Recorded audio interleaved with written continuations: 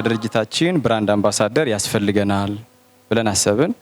ለዚህ ደግሞ ከተለያየ ሙያና ስራ ውስጥ ብራንድ አምባሳደር ማን ቢሆነን ጥሩ ነው ብለን ስናስብ በአጭር ጊዜ በስራዋ ተወዳጅ ታማኝ የሆነች አርቲስት ናርዶስ አዳነን አጭተን ለብራንድ አምባሳደርነት ዛሬ ጠቀም ባለ ክፍያ ስምምነት እናደርጋለን።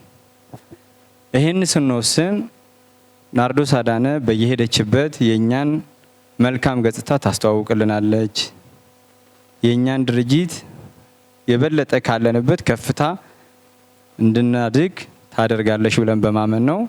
ይሄንም ኃላፊነት ወዳ ፈቅዳ ስለተቀበለችን በጣም እናመሰግናታለን።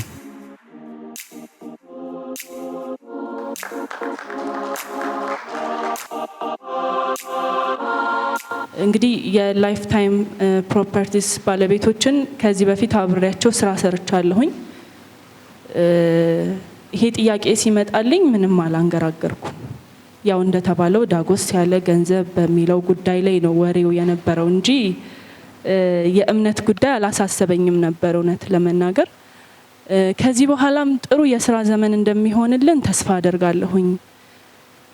እንግዲህ የጀመሩትን ነገር እንዲያስፈጽማቸው ፈጣሪ ይርዳቸው፣ ባሉበት ሆነው እንዲገኙ የበኩሌን ጥረት ለማድረግ ሞክራለሁኝ። ብራንድ አምባሳደር ሆኜ ስለመረጡኝም እጅግ በጣም አመሰግናለሁኝ።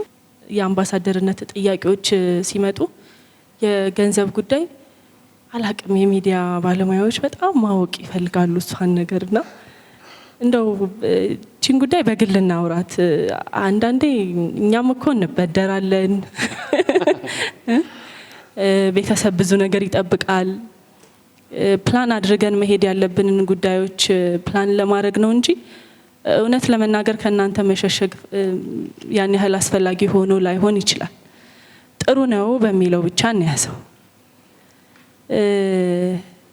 ሌላው ምንድነው ቅድም ጥሩ ፖይንት ነው እህት ያነሳችውና አሁን በጣም ብዙ ሰዎች ገንቢ ሆነዋል። ከዛ በኋላ ደግሞ ብዙ ሰዎች ማስታወቂያ ከሰሩ በኋላ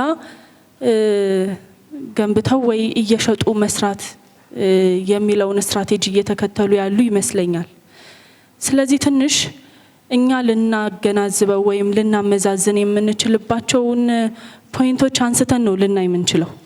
ከዚህ በፊት ምን ሰርተዋል፣ ለመጨረስ የሚያስችል አቅም አላቸው ወይ፣ ምን ስራ ላይ ናቸው። ቅድም እንደተጠቀሰው በተለያዩ ፋብሪካዎችም ኤክስፖርት ላይ በመሳተፍም የተለያዩ ስራዎችን የሰሩ ሰዎች እንደው እንደምንም ይወጡታል ብዬ አምናለሁ። ከዛ ውጪ ከህብረተሰቡ ጋር ለመቆም ዝግጁ ነሽ ወይ? እንግዲህ ዋናው መርጠን መግባት ያለብን ምክንያት ማለት በእኛ ምክንያት ህብረተሰቡን እንዳንጎዳ ስለምንፈራ ነው። በቃ በተቻለን አቅም ለመምረጥ እንሞክራለን። ከዚህ በፊትም እንግዲህ እንደዚህ አይነት ጉዳዮች ችግር ውስጥ የገባሁበት ጉዳይ ገጥሞኝ አያውቅም። ምናልባት ሁሉንም ስራዎች አለመቀበል እንደው ምናቃቸው እንደዚህ ምንተማመንባቸው ሰዎች ጋር ሄዶ መስራቱ ሳይሆን አይቀርም ብዬ አምናለሁኝ ለእንደዚህ አይነት ችግሮች እንዳንዳረግ የሚያደርገንና በተቻለን አቅም እየመረጥን ለመስራት ነው የምንሞክረው፣ ህብረተሰቡን ለመጠበቅ ህብረተሰቡን ለማክበር ማለት ነውና እኔ የሚገባኝ እንግዲህ ይሄ ነው።